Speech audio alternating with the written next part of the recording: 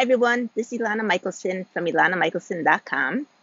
And today I met up with a friend who I actually grew up with. We grew up some time that we were like 1 year old or something, and we've been in touch, out of touch throughout the years. She lives in America, I live in Israel, but she happens to be in Israel right now visiting. And it was funny because we were talking about old times. We were talking about how Friday nights, when after the big meal of the Sabbath, we would go over to each other's house and we'd walk each other back and forth and back and forth. She lived 2 blocks away from me, and then we just end up standing in the middle of the 2 blocks and talking for another hour before we each went our own way to our own home again. It brought back a lot of good memories.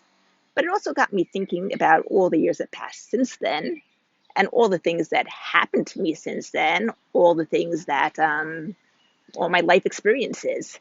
And being that at this point in my life, I am very involved in this law of attraction business where I know that I attract everything into my life, it reminded me that I was thinking, how did I attract these things into my life? I would have never attracted some things that I've gone through in my life into my life. It would have never even occurred to me to attract them into my life. But as I learned, there's only extraction. There is no, I don't say the word expulsion. I can't remember what the other word is, but like the universe doesn't hear the word no or not. So if you look at something and you say, I don't want that, universe is only going to hear, I want that, because you're giving your attention to it. Whatever you give your attention to is what grows. That's a better way of saying it. Because saying that your universe doesn't hear the word no, people don't quite understand that. But you can understand that whatever you give your attention to grows. So if you give your attention to war, there'll be more wars. If you give your attention to sickness, there'll be more sickness. If you give your attention to prosperity and laughter and good times, there'll be more prosperity, laughter, and good times. And I think if you only ask for anybody who has started writing a gratitude list every single night, you can ask them and find out that they found more and more things to be grateful for as time went on. And so my mission in today's world is to focus as much as possible on the things that I do want, as opposed to things that I don't want.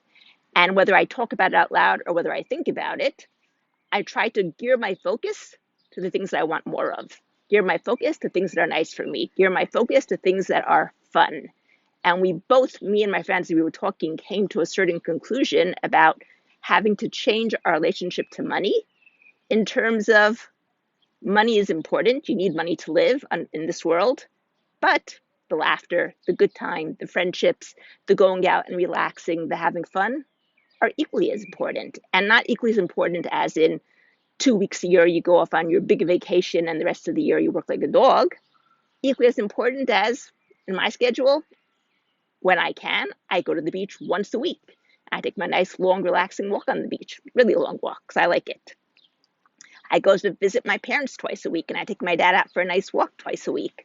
And those are all things that I do because I enjoy them and I want more of them, and I want more of those type of experiences in my life. So look into your life, see what things you actually want to keep in your life, what things you might prefer to not let go of in your life, and try giving the focus to all those things that you want and see what happens, see what change occur, see what things change in your life.